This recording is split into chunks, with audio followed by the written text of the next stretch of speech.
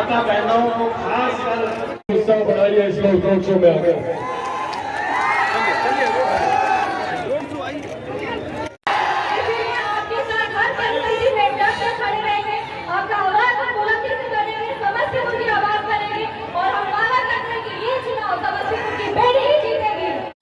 अब जब यहाँ आए हैं और आप लोगों के बीच आए हैं, पुनः हम दोहराएंगे, हमारे लिए ये कतई कोई राजनीतिक मंच नहीं है। आज हम अपने परिवार के लोगों से, अपनी चाची, अपनी माता, अपने पिता, अपने चाचा, अपने भाइयों से, अपनी बहन के लिए आशीर्वाद मांग रहे हैं। आप सबसे सिर्फ और सिर्फ अपनी बहन के लिए आप लोग का प्यार, आप लोग का आशीर्वाद मांगने आए। 3 चरण का चुनाव बीत चुका है और इस 3 चरण के चुनाव में जहां एक तरफ एक बात तय हो गई है कि हमारे मौजूदा प्रधानमंत्री आदरणीय नरेंद्र मोदी जी तीसरी बार देश के प्रधानमंत्री बनने जा रहे हैं, उनमें कहीं कोई संदेह नहीं। पर साथ ही इन 3 चरण के चुनाव में ये बात भी स्पष्ट रूप से सामने आई है कि जिस तरीके से चुनाव की शुरुआत से पहले दिन से लेकर अभी तक मेरी बहन शांभवी जिस ईमानदारी से आप लोगों के दिल में उतरने का प्रयास कर रही है, जिस मेहनत के साथ, जिस तत्परता के साथ, जिस लगन के साथ शांभवी ने एक प्रयास किया है, मैं चाहूंगा एक बार जोरदार ताली आप लोग शांभवी अपने बहन अपने बेटे के जरूर। और ये तत्परता दिखाती है कि कितना जुनून है इनके अंदर अपने क्षेत्र में कार्य करने के। सब लोगों ने शुरुआत में शांभवी के लिए क्या कुछ नहीं कहा। जिस परिवार से ये आती है उस परिवार को लेकर तमाम तरीके की बातें कि भाई ये तो सोने का चम्मच, चांदी का पालना, हमारे बारे में भी कहा जाता है। पर आज मुझे कहने में गर्व होता है कि कोई बेटी अपने सगे माँ बाप के लिए जितना नहीं करेगी उससे ज्यादा शांभवी ने आप लोगों के लिए करने का प्रयास किया है। ये उनकी सोच को दर्शाता है, ये उनकी सोच को दर्शाता है जिस सोच के साथ ये आने वाले दिनों में समस्तीपुर लोकसभा को दुनिया की, देश की सबसे विकसित लोकसभा बनाना चाहते हैं। आज अभी चुनाव चल रहा है, पर चुनाव के दौरान भी जब हमारी इनसे बात होती है, इनकी चिंता अलग अलग क्षेत्र की जुड़ी हुई समस्याओं को लेकर। कितनी बार हम इनको बोले भी कि भाई अभी चुनाव होने दो, उसके बाद हम लोग चर्चा करेंगे, पर अभी से ही नहीं भैया, ये नोट कर लीजिए, हम यहाँ गए थे, यहाँ पर ये समस्या है, हम वहां गए थे, वहां पर चाची लोग हमको ये बताए, चाचा लोग हमको ये बोले, हम लोगों को बिहारी फौज में ये जोड़ना होगा। ये तमाम जानकारी शांभवी आज से हमको देना चाहिए। साथियों, ये आग्रह आपसे करने आए, हम लोगों ने जात पात धर्म मजहब के नाम पर बहुत बटे, बहुत चीजें हम लोगों ने जातीयता सांप्रदायिकता के आधार पर देखी। पहली बार एक मौका मिल रहा है, पहली बार एक मौका, और इसमें मैं अपनी भी गलती कबूलता हूं। पिछली बार हम जिस बेटा को लेकर आए थे उसने धोखा देने का काम किया, और हकीकत है बेटा धोखा देगा, एक बेटी कभी धोखा नहीं देगी। ये बेटी के संस्कार है और ये विश्वास है मेरा, ये विश्वास है मेरा। और आज यहाँ आप लोग के बीच मौजूद हूँ, और आज 5 साल के बाद पुनः आप लोग के बीच आऊंगा। और आज के समस्तीपुर में और 5 साल के बाद के समस्तीपुर में जमीन आसमान का फर्क आप लोग देखिएगा। ये वादा चिराग पासवान आप लोगों से करके जाता है, ये इन 5 सालों में जरूर शांभवी आप लोगों को करके दिखाएंगे।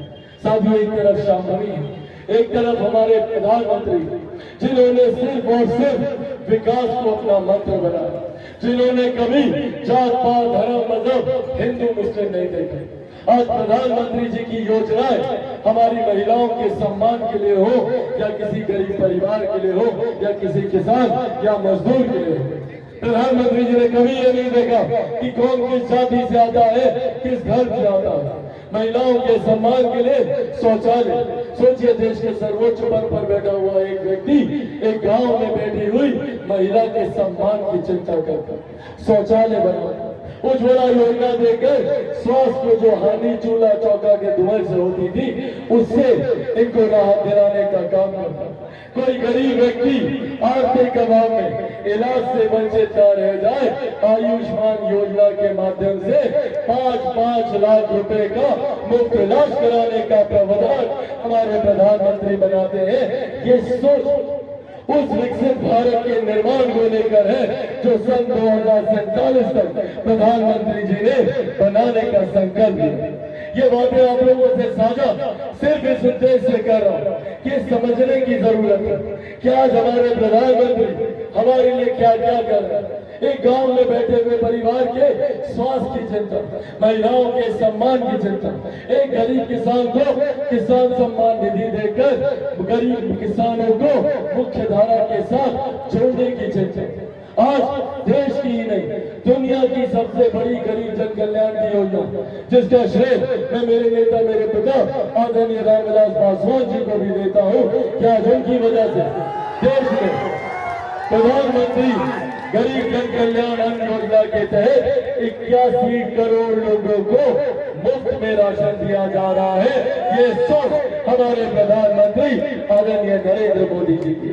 ये वो सोच है जो भारत को और भारत के हर राज्य को, राज्य के हर जिले को, बिहार के हर एक प्रखंड, हर एक पंचायत, हर एक गांव को एक विकसित गांव, एक विकसित पंचायत, विकसित प्रखंड, विकसित जिला और विकसित राज्य और अंतर्गत एक विकसित देश बनाने को लेकर उस सोच के साथ हम लोग आगे बढ़ने का हम लोग कार्य कर रहे हैं। आज हमारे प्रधानमंत्री जी और हमारे मुख्यमंत्री आदरणीय नीतीश कुमार जी की डबल इंजन की सरकार है। क्या लाभ होते हैं डबल इंजन की सरकार के? बगल के राज्य उत्तर प्रदेश जाकर देखिए। आज उत्तर प्रदेश में एक के बाद एक विकास के कार्य धरातल पर उतरे, क्योंकि केंद्र की सोच वाली सरकार वहाँ राज्य में भी है और आज यही डबल इंजन की सरकार हमारे प्रदेश में भी है। पर इसका सबसे ज्यादा लाभ तब होगा जब इसी डबल इंजन की सरकार वाली प्रत्याशी, इसी डबल इंजन की सोच वाला व्यक्ति आपका सांसद बनकर भारत की संसद में जाएगा और जिस दिन शांभवी जाएंगी तो प्रधानमंत्री के बगल में बैठकर आप लोगों की समस्या का समाधान करेंगे। क्या बोले थे प्रधानमंत्री शांभवी के लिए? क्या बोले थे? सोचिए, देश के प्रधानमंत्री इनको अपनी बेटी बोल रहे। सोचिए कितना सामर्थ्य होगा, सोचिए कितनी काबिलियत होगी कि प्रधानमंत्री इनको बेटी बोलकर जा रहे हैं। तो भैया इससे बड़ा सौभाग्य हम लोग ने क्या होगा कि प्रधानमंत्री की बेटी यहाँ अपने विकास के कार्य करेंगे। ऐसे में एक एक वोट, क्योंकि हम जानते हैं कई लोग आएंगे भ्रमित करने के लिए, बड़ी बड़ी बातें करेंगे। कौन है ये लोग? कौन है ये लोग? ये वही लोग हैं जिन्होंने रामविलास पासवान जी की पीठ में खंजर भोगने का काम किया। वही लोग हैं कि नहीं है? और जिस परिवार से ये लोग थे, हमारे ही परिवार से थे ना। और क्या किए ये लोग? मेरे नेता मेरे पिता आदरणीय रामविलास पासवान जी के जीते जी उनके नहीं हुए।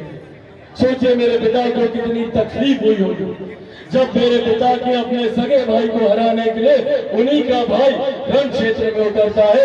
इस तरीके से परिवार में खंजर भोगने का काम इन लोगों ने किया। और उनके जीते जी ही नहीं, उनके जाने के बाद भी किस तरीके से इन लोगों ने परिवार को तोड़ने का काम किया, पार्टी को तोड़ने का काम किया। और आज ये लोग किनके साथ मिलकर चुनाव के रण में उतरे? उन्हीं लोगों के साथ जिन्होंने मेरे नेता मेरे पिता आदरणीय रामविलास पासवान जी की धर्मपत्नी मेरी माँ आप लोगों की बहू को गाली देने का काम किया। आज उन लोगों के साथ ये लोग गठबंधन में, ये परिवार है साथियों जो अपने परिवार का नहीं वो आप लोगों का भी कभी नहीं होगा। इस बात को भी आप लोग लिखिएगा। जो कभी रामविलास पासवान के नहीं हुए, जो रामविलास पासवान के कभी नहीं हुए, वो आप लोगों के भी सगे कभी नहीं होंगे।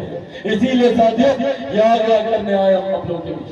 जरूरत है हम लोग को पहचानने की कि कौन लोग हम लोग को भ्रमित करने का काम कर रहे हैं। ये कांग्रेस राजद के लोग, भाई ये लोग वही लोग हैं ना जो 90 के दशक में लाठी को तेल पिलाने का काम करते थे कि नहीं? ये वही लोग हैं जो आप लोग की नौकरी के बदले जमीन लिखवाने का काम करते थे। और आज विधिवत तरीके से इस व्यवस्था को बनाया जा रहा है। पूछेगा कांग्रेस राजद के नेताओं से, बताएंगे आजकल इनहेरिटेंस टैक्स पे काम हो रहा है, विरासत पे टैक्स लगेगा, विरासत पे टैक्स। चाचा सुनिएगा गौर से, क्या है ये? जितना ज्यादा जितना भी संपत्ति है ना, जमीन छोटा मोटा जो भी रखे होंगे, एक गरीब किसान का छोटा जमीन या किसी गरीब मजदूर की छोटी संपत्ति, जो कुछ भी होगा, या चाची आप लोग का गहना जेवर जितना भी आप लोग रखी होंगी, ये कांग्रेस वाला आएगा ना, हाँ जो घूम रहा आजकल, ये लोग आएगा 55% हिस्सा छीन लेगा आप लोगों से, आप लोगों का जेवर रहने नहीं देगा, उसका 55% अपने खजाने में भर लेगा। आप लोगों की जमीन का 55% हिस्सा ये लोग इनहेरिटेंस टैक्स, विरासत पे टैक्स के नाम से ये लोग अपने खजाने में लूट कर रखेंगे। और ये बात सार्वजनिक ना हो जाए तो लोग भ्रम फैलाते हैं। क्या भ्रम फैलाते हैं? झूठ बोलना। राहुल गांधी जी को झूठ बोलने के अलावा और कोई काम नहीं। क्या झूठ बोलते हैं भैया? ये और इनके तमाम घटक दल बोलते हैं संविधान खत्म हो जाएगा, आरक्षण समाप्त कर दिया जाएगा, तंत्र की हत्या हो जाएगी।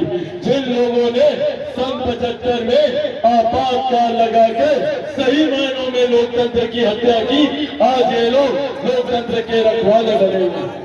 आज ये लोग बोलते हैं संविधान और आरक्षण समाप्त हो जाएगा। आज आप लोगों के सामने मेरे नेता, मेरे पिता आदरणीय रामविलास पासवान जी के संघर्षों की कसम खाकर आप लोगों से ये वादा करता हूं कि जब तक चिराग पासवान जिंदा है, ना संविधान को कोई खतरा है, ना आरक्षण को कोई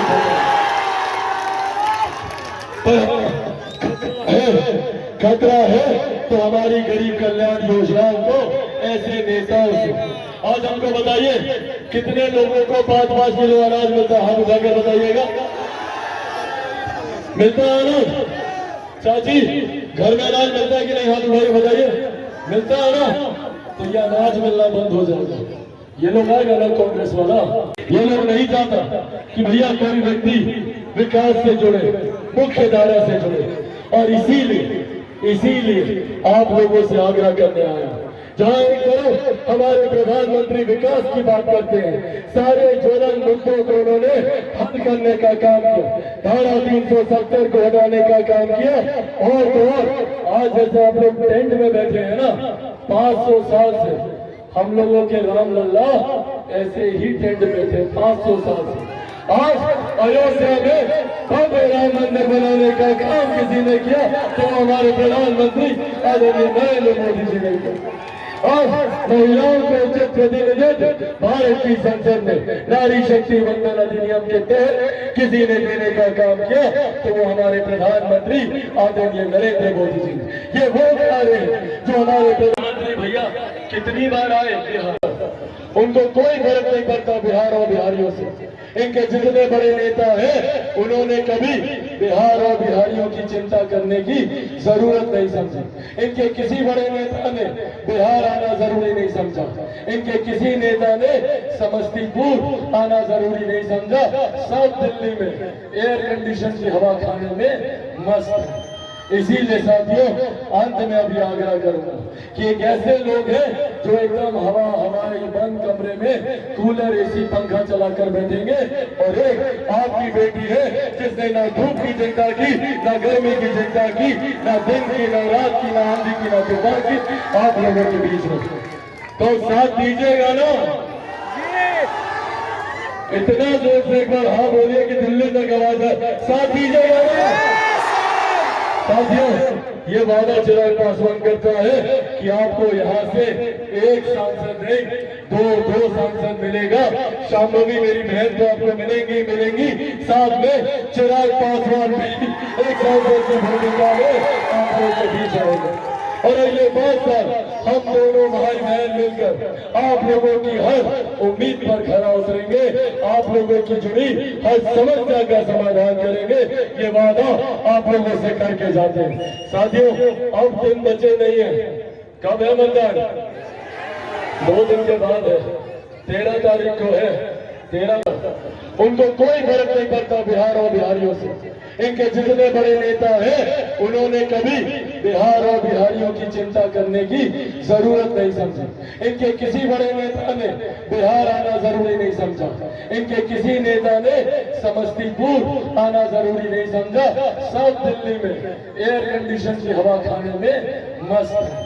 इसीलिए साथियों, अंत में अभी आग्रह करूंगा कि एक ऐसे लोग हैं जो एकदम हवाई बंद कमरे में कूलर एसी पंखा चलाकर बैठेंगे, और एक आपकी बेटी है जिसने ना धूप की चिंता की, ना गर्मी की चिंता की, ना दिन की, ना रात की, ना आंधी की, ना तूफान की, आप लोगों के बीच में। तो साथ दीजिएगा ना? इतना जोर से एक बार हाँ बोलिए कि दिल्ली तक आवाज है। साथ दीजिएगा ना? साथियों, ये वादा चिराग पासवान करता है कि आपको यहाँ से एक सांसद नहीं, दो सांसद मिलेगा। शांभवी मेरी बहन तो आपको मिलेंगी, साथ में चिराग पासवान भी एक सांसद की भूमिका में आप लोगों के बीच आएगा। और अगले 5 साल हम दोनों भाई बहन मिलकर आप लोगों की हर उम्मीद पर खरा उतरेंगे, आप लोगों की जुड़ी हर समस्या का समाधान करेंगे, ये वादा आप लोगों से करके जाते हैं। साथियों, अब दिन बचे नहीं है। कब है मतदान? 2 दिन के बाद है, 13 तारीख को है। 13 को लोग सेल्फी भी खिंचाएंगे और आप लोगों के काम भी तत्काल करेंगे। कीजिएगा ना? मत प्रतिशत का भी बढ़ना जरूरी। जब मत प्रतिशत बढ़ता है तो लोकतंत्र सशक्त होता है, मजबूत होता है, और ये युवाओं के ऊपर जिम्मेदारी है। आप लोग 10 चक्कर लगाइएगा, पर हर बार चाचा चाची बुजुर्ग लोगों को सबको लेकर जाइएगा और जाकर कौन से नंबर पर बटन दबाइएगा? 2 नंबर पे। सबको बता 2 नंबर दिखाइए तो सब लोग 2 नंबर पर। और छाप क्या रहेगा? देखे थे ना, अभी आए थे हम, हाँ उतना था ना, उसी छाप पर बटन दबाना है। सबको बताइएगा ना, गांव में चाची लोग को, दादी लोग को, सबको समझाइएगा हेलीकॉप्टर पर बटन दबाना है। तो हम आज यहाँ से ये मानकर जाए ना कि हमारी बहन को आप लोग जिता रहे हैं, आपके भरोसे हम छुट कर जा रहे हैं। चाची आशीर्वाद दीजिएगा ना? तो एक बार दोनों हाथ उठा के जोरदार ताली से अपना आशीर्वाद दे रहे। बहुत बहुत धन्यवाद। शक्ति बॉडी